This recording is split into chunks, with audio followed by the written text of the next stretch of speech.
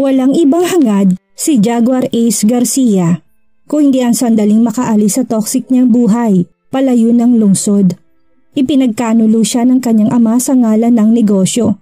Ang ipakasal sa babaeng hindi niya mahal ang huling gagawin niya sa kanyang buhay.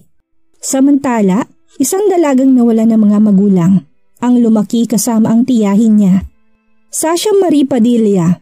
Ang gusto lang niya ay makapagtapos ng pag-aaral at makahanap ng magandang trabaho para makamit ang kanyang mga pangarap sa buhay. Ngunit nang magtagpo ang kanilang landas, kapwa nagulo ang payapa nilang buhay. Hindi man maganda ang unang nilang pagtatagpo, naging daan naman yun upang makilala nila ang isa't isa. Ngunit ang tag-araw na labis na nagpasaya sa kanilang puso ay ang tag-araw din na nagpapahina sa kanilang puso. Akala ni Marie kaya niyang ibaon sa limot ang lahat. Ngunit paano niya magagawa yun? Gayong sa init ng kanilang pinagsaluhan, may nabuong sanggol na mag-uugnay sa kanila ng lalaking bigla na lamang siyang iniwan sa ere at naglaho na parang bula. At sa hindi inaasahang pagkakataon, muling nagtagpo ang kanilang landas. Yun nga lang, hindi siya nito kilala. Malamig at arugante itong makitungo sa kanya na parang hindi na itong lalaki na kilala at minahal niya 5 taon nang nakakaraan. Ayaw niya na sanang ipaalala ang masaya at mapusok na pinagsaluhan nila noon. Ayaw niya sanang umiksena sa buhay nito, lalo pat nalalapit na itong ikasal sa ibang babae. Kaso, nang makita ni Jaguar ang anak niya, hindi may pagkakaila na parang pinagbiyak na bunga ang dalawa. At ang masaklap pa nito, ang bata mismo umamin sa lalaki. "You're my dad, right?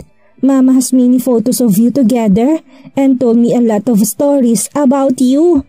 Jaguar scream and excitement. Napaawang si Conrad at hindi makapaniwala sa natuklasan. At nang magtamang mga mata nila ng lalaki, alam ni Sasha Marie na ito nang magiging simula ng kalbaryo niya. Nayakap ni Marie ang sarili dahil sa lamig ng hangin dumadampi sa kanyang balat. Madilim na ang paligid at tanging ilaw lang na nagmumula sa streetlight ang nagbibigay liwanag sa waiting area kung saan siya nakaupo. "Nasaan ka na ba?" Nag-aalalang usal niya sa sarili. 2 oras na siyang naghihintay sa kanyang nobyong si Jace, ngunit hanggang ngayon ay hindi pa rin ito dumadating. At ngayon lamang ito na late nang ganito sa tuwing magkikita sila.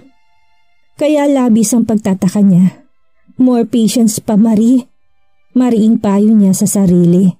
Kahit abutin siya ng madaling araw sa paghihintay ay maghihintay siya, lalo na ngayong wala na siyang mauuwian. Huminga siya ng malalim bago muling dinayal ang contact number ng kanyang nobyo. Ngunit hindi pa rin ito makontak. Binalot na siya ng labis na kaba at pag-aalala. Napakalakas na ng kabog sa kanyang dibdib. Inayos niya ang suot na jacket at marahang hinaplos ang maliit na umbok sa kanyang sinapupunan. Ito dapat ang sorpresang sasabihin niya sa kanyang nobyo. Ang sorpresa na may nabuong sanggol sa kanyang sinapupunan dahil sa kanilang pagmamahalan. Wala man ito sa kanilang plano. Tatanggapin niya ang bata ng buong buo at puno ng pagmamahal, kagaya ng sobrang pagmamahal na ibinigay niya sa ama nito. Yun nga lang, eto rin ang naging dahilan kung bakit siya pinalayas ng malditang tiyahin sa bahay nito. Kung ano-anong pangalan pang tinawag sa kanya, kesyo malandi, haliparot, pokpok o higad dahil sa matindi nitong galit. Gayunpaman, hindi niya rin ito masisisi dahil kasalukuyan pa siyang nag-aaral ng kolehiyo at nasa 3 taon pa lamang. Marahil sobrang dismayadong tiyahin niya dahil nabuntis siya kung kailan sana 1 taon na lang at magtatapos na siya ng kolehiyo. Mariin siyang pumikit kasabay ng paglaglagan ng mga butil sa kanyang mga mata. Ngayong pinalaya siya ng tiyahin at wala nang balak sustentuhan ng pag-aaral niya ay wala na siyang ibang mapupuntahan.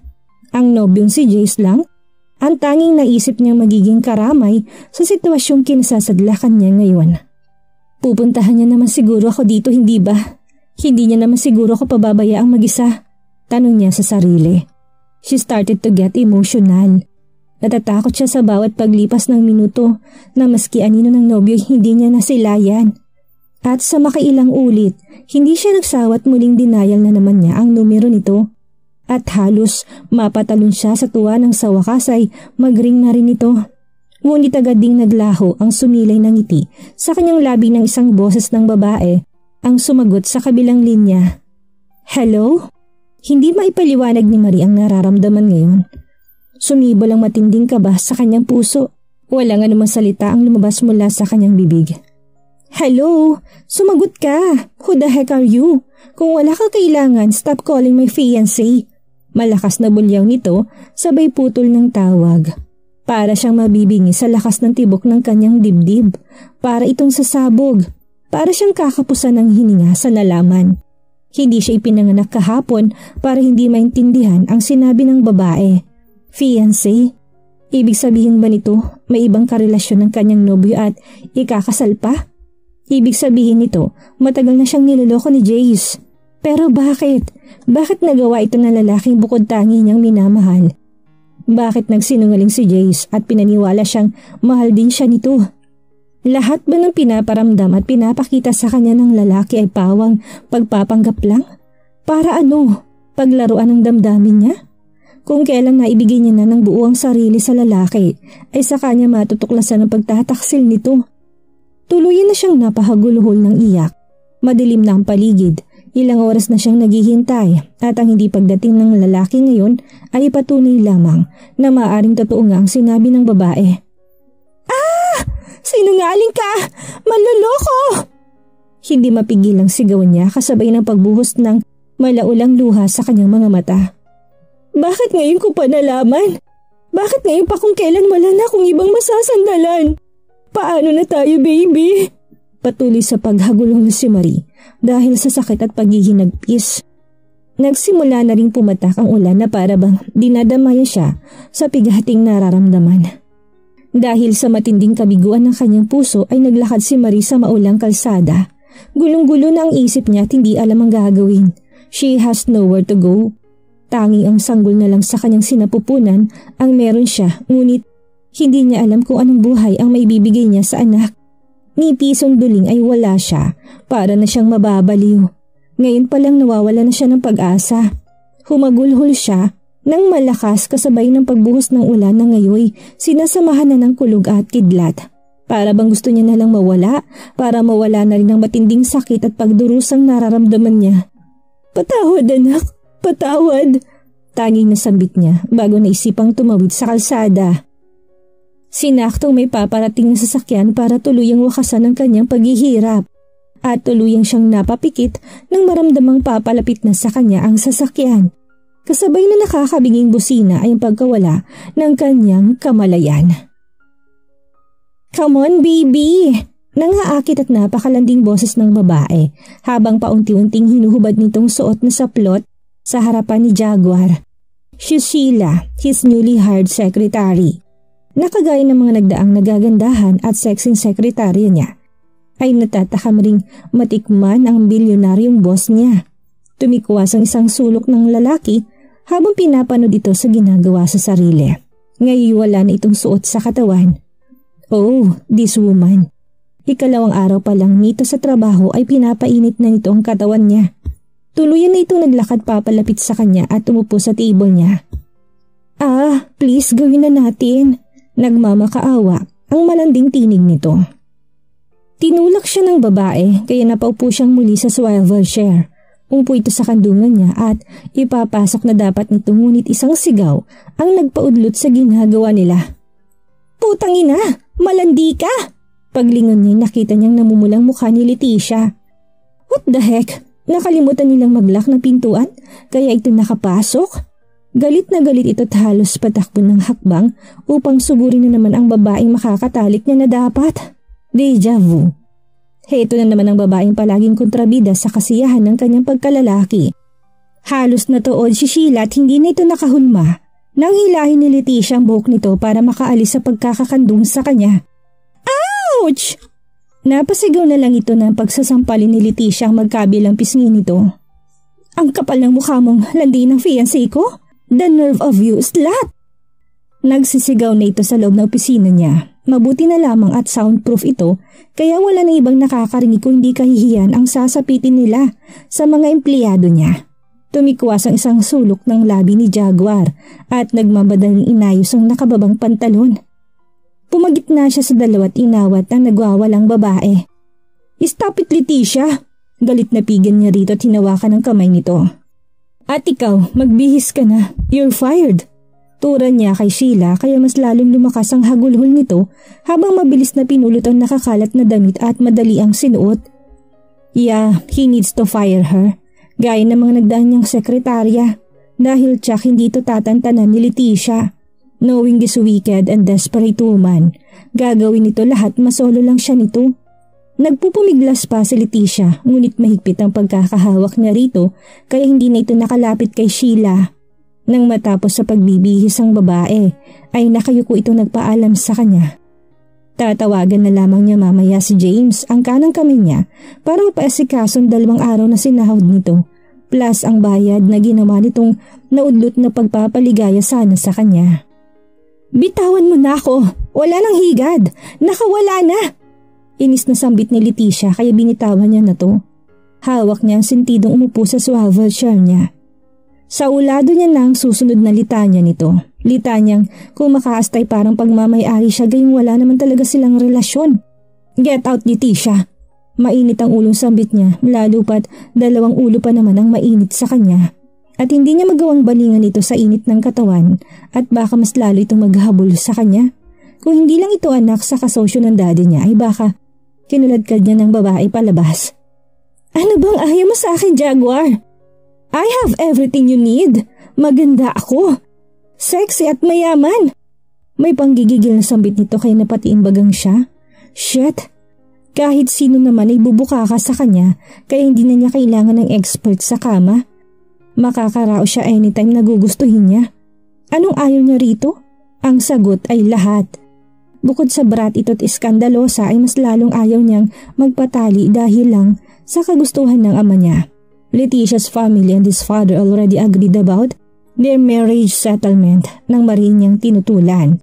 Pero sadyang matigas ang apog ng babae at ito pa mismo ang nagpakalat ng fiancé niya na ito. Well, it's just self-proclaimed. Hinayaan niya na lang. Pagod na siya kakabara dito. But he will never see himself married to this kind of woman. As in, never. Can you just shut up and get out, Leticia? Pagod na ako sa kabaliwan mo. Singhal niya rito kay napanganga ito hanggang sa unti-unting humagulhol ng iyak. Shit, what a dramatic scene again. Napailing na sambit niya sa sarili. Hayop ka, Jaguar. Kung baliw ako sa paningin mo, ikaw immoral. Sulitin mo ng pambababae mo dahil kapag kasal na tayo, walang ibang babaeng pwedeng lumapit sa iyo kung hindi ako lang. Desperadang sigaw nito. Sarkastiko siyang napahalakhak. Yun ay kung mangyayari yan. Ang eksenang itong naabutan ng daddy niya. Napaton agad ang mga mata niya nang marinig ang pagbukas ng pintuan. Bumungad sa kanyang galit na anyo nito kaya napatayo siya. Dad, sambit niya ngunit wala itong sagot. Mababa na ang galit sa seryoso nitong muka habang naglalakad pa palapit sa kanila ng maarting babae. Tito! Leticia cried out loud. Naghahanap na naman ng simpatya. Humagulong litong yumakap sa braso ng kanyang ama. Tinapik lang ng daddy niyang braso ng babae. Iha, lumabas ka na muna. Kailangan namin mag-usap ni Jaguar. Mariing wika nito, kaya napatango na lang ang babae kahit halata sa mukha nito ang pag-aalangang lumabas. Nakakaramdam ng kaba si Jaguar but he must face his dad right now. Hindi lang naman ito ang unang beses. Katunayan, maraming beses na ito dahil sa pagre-rebelde at pagkontra niya sa nais nito. Maya-maya lang ay lumabas na ang mga babae at ngayon naiwanan na lamang silang dalawang mag-ama. Wala ka na bang gagawing matinuha, Jaguar? 2 buwan nang bumabagsak ang sales ng kumpanya. Tapos ngayon, maabutan kita nagpapaiyak ng babae. At kay Leticia, sa mapapangasawa mo pa. Bulyaw nito. Kita ng mga ugat sa leeg dahil sa matinding galit. Tumikwas ang labi ni Jaguar. Buti na nga ito lang ang naabutan nito. Paano na lang kung nauna itong dumating kay Leticia at ito mismong nakakita sa ginawa nilang kalasuan ng sekretarya niya. Dad, I really told you, hindi ko pa kayang pamahalaan ng kumpanya. You should give me enough time para pag-aralan ng lahat. but you insisted me to try it out. At about Leticia, ilang ulit ko bang sasabihin sa inyo na wala pa sa bokabularyo ko ang pag-aasawa? Pagdadahilan niya, ngunit mas lalo lang itong nanggagalaiti sa galit. Gusto niya pang magpakasawa sa buhay binata, yung walang obligasyong iisipin. Ni wala pa nga siyang nahanap na babaeng seseryosohin. Aasawahin pa kaya? Mabilis itong nakalapit sa kanya't ngayon kinawelyuhan siya. Kahit kailan, wala kang utang na loob. Wala kang isip. Pasarap lang sa buhay ang gusto mo. Punong-puno na ako sa katigasan ng ulo mo, Jaguar. Namumulan na ang mukha ng ama niya sa galit. Jaguar laughed sarcastically. Kung siya matigas ang ulo, ito naman ay masyadong controlling at sarili lang ang iniisip. Bilyonaryo na nga ito ay parang gusto pa nitong ariin ang buong mundo at pati siya ay ipapakasal sa anak ng kasosyo nito dahil lang gusto nitong mapasa kamay pang yaman ng mga Enriquez. At ikaw, puro yaman lang ang nasa isip mo. Ni minsan hindi ko naramdamang nagpakama ka sa akin. Buong loob naman ang sagot niya. Ang lakas ng loob mong question ng pagpapalaki ko sa'yo? Pwes, kaya ko magtakwil ng anak. Dagdag pa nito na mas nagpainit ng tenga niya. Then do it, Dad. Kaya ko rin namang mabuhay nang wala ang tulong mo. Lakas loob na sambit niya, kaya tuluyan na siyang sinuntok ng ama. Sapul niya ang pisngi na napaupo sa sahig. Shit, kung hindi niya lang ito ama, ay tsak na manghihiram ito ng mukha. Dahil hinamon mo ko. Pwes, magbalot ka na. Simula ngayong araw, kakalimutan ko may anak pa ako. Get lost at huwag na huwag ka nang magpapakita sa akin kahit kailan. Marie's POV. Marie, ano ba? Bumangon ka nga dyan. Bawal ang tamad sa pamamahay ko. Umagang umagay, ganito palagi ang bungad sa akin ni Tia Cora sa tuwing umuwi ako dito sa bahay niya kapag walang pasok. Nag-iisang kapatid siya ng namayapa kong ina, kaya kahit bungangera ay kailangan ko pa rin siyang pakisamahan ng maayos. Alas 5 pa lang ng umaga at kahit pa man antok na antok ay bumangon na lang din ako para makatulong sa gawaing bahay. Agad ako nagligpit ng higaan ko. Kakatapos ko pa lang nang muling marinig na naman ang sigaw ni Tia. Marie, ano ba? Nairita ng boses nito. Talagang gusto nito'y ura-urada. Papunta na ho, Tiyang. Magalang na sagot ko't nagmamadaling lumabas ng kwarto. Nang makalabas ako'y dumiretso agad ako sa kusina kung saan siya naruroon. Ikaw na muna magluto ng ulam at mamamalengke ako. Pakainin mo na lang ang mga pinsa mo pagkagising nila.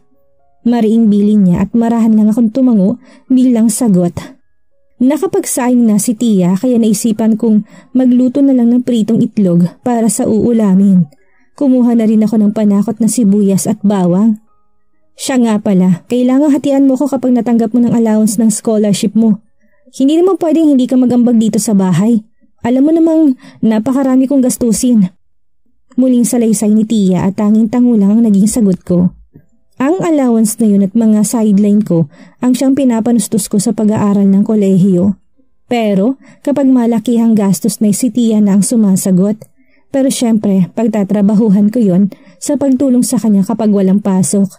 At nangangako ako magbabayad sa kanya pagdating ng araw kapag tapos na ako sa pag-aaral at nakahanap na ng permanenteng trabaho. 3rd year college na ako sa kursong Hotel and Restaurant Management. Pangarap ko makapagbarko balang araw at makapaglibot sa buong mundo. Wala namang imposibleng mangarap kaya magpupursigi ako. Nang pumanaw ang nanay ko dahil sa sakit 14 na taon pa lamang ako ay si Tia Cora na ang kumupkup sa akin. Ang ama ko naman ay sanggol pa lang ako ay namatay na rin dahil sa sakit.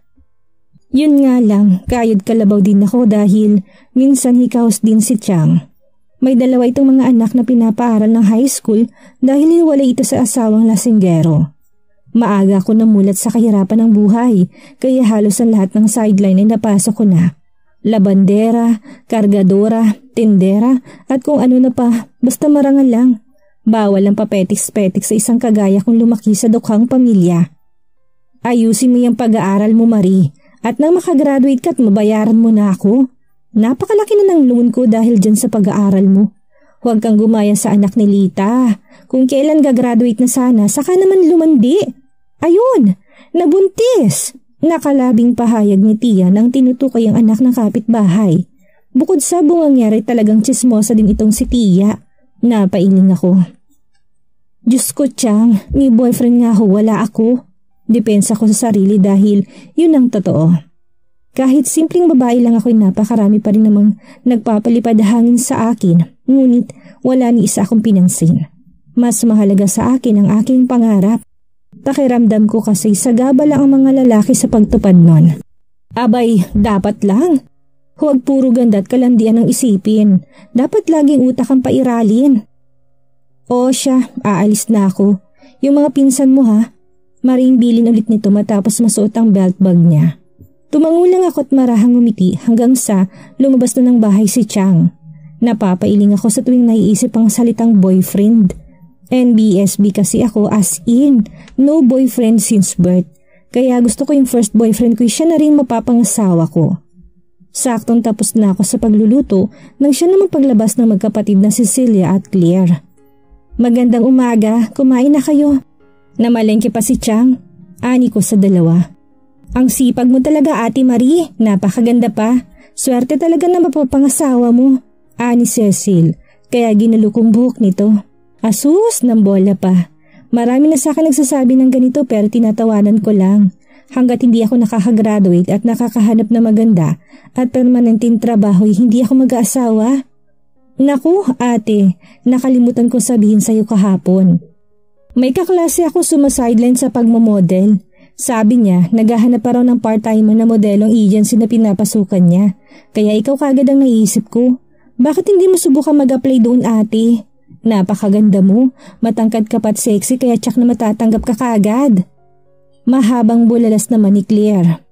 Oo nga ate, kesa naman pagurin mo yung ganda mo sa paglalabada, pagtetendera kung ano pang racket mo na nakakasira ng beauty. Segunda naman ni Cecilia kaya natawa na ako. Pag-iisipan ko yan, pero sa ngayon, kumain na muna kahit baka ako pang mapagalitan ni Chang kapag nalipasan kayong dalawa. Ani ko sa dalawa na naupo na rin sa hapag.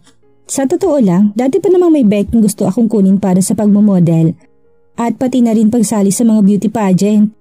Kaso mahinang loob ko sa mga ganun. Feeling ko kasi napakababa ko para makipagsabayan sa mga babaeng may kaya sa buhay at mas mataas ng kumpiyansa sa kanyang sarili.